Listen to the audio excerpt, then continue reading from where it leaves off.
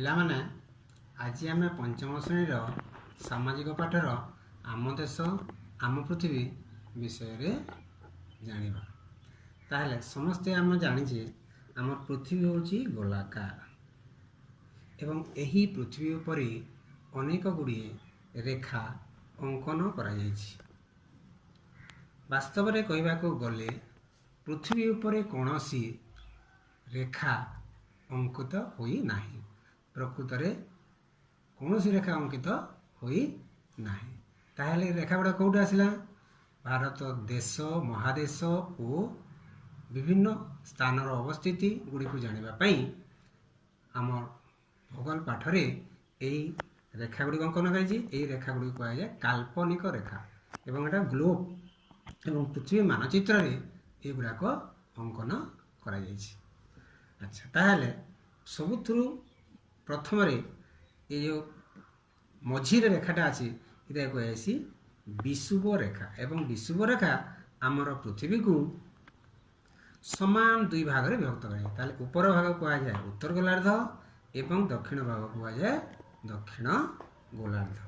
ହେଲା, ଉତ୍ତର ଗୋଲାର୍ଦ୍ଧ ଉପର ପଟ ଏବଂ ତଳ ଭାଗଟା ହେଲା ଦକ୍ଷିଣ ଗୋଲାର୍ଦ୍ଧ।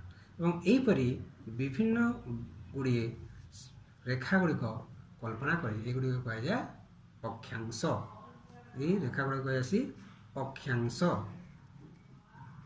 ତାହେଲେ 0 ଡିଗ୍ରୀ ଯେଉଁଠାରେ ଅଛି ଏଟା ହେଉଛି ବିଷୁବ ରେଖା ଏବଂ ବିଷୁବ ରେଖାକୁ କୁହାଯାଇଛି ମଧ୍ୟନ୍ଦିନ ରେଖା ବା ପୁରା ମଝିରେ ରହୁଛେ ଏବଂ ଏ ଆମ ପୃଥିବୀକୁ ଦୁଇ ଭାଗରେ ବିଭକ୍ତ କରୁଛି।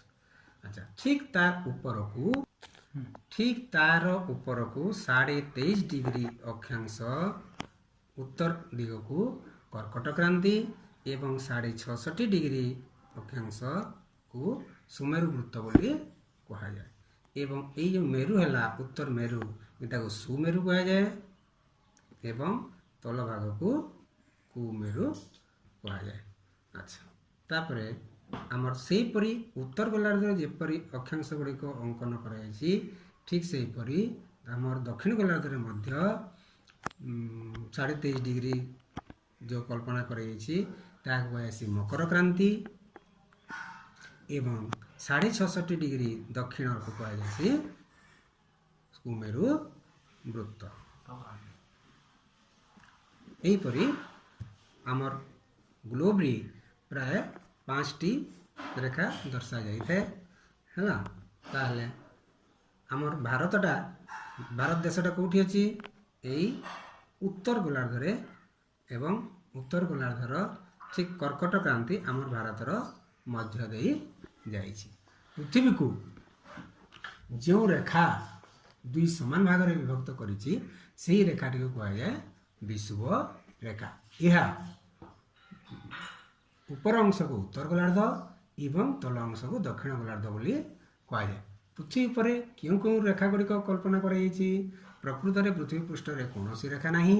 ମଣିଷ ନିଜେ ଦେଶ ଗୁଡ଼ିକର ଅବସ୍ଥିତି ଜାଣିବା ପାଇଁ ପୃଥିବୀ ମାନଚିତ୍ର ଉପରେ କେତେ ଗୁଡ଼ିଏ ରେଖାର କଳ୍ପନା କରିଛି। ପୃଥିବୀର ମଧ୍ୟଭାଗରେ ପୂର୍ବରୁ ପଶ୍ଚିମକୁ କଳ୍ପନା କରାଯାଇଥିବା ରେଖାକୁ ବିଷୁବ ରେଖା କୁହାଯାଏ ଏବଂ ଉତ୍ତର ଗୋଲାର୍ଦ୍ଧରେ 23.5 ଡିଗ୍ରୀ ଠାରେ କର୍କଟ କ୍ରାନ୍ତି ଓ ଦକ୍ଷିଣ ଗୋଲାର୍ଦ୍ଧର 23.5 ଡିଗ୍ରୀ ଠାରେ ମକର କ୍ରାନ୍ତି ରେଖା କଳ୍ପନା କରାଯାଇଛି।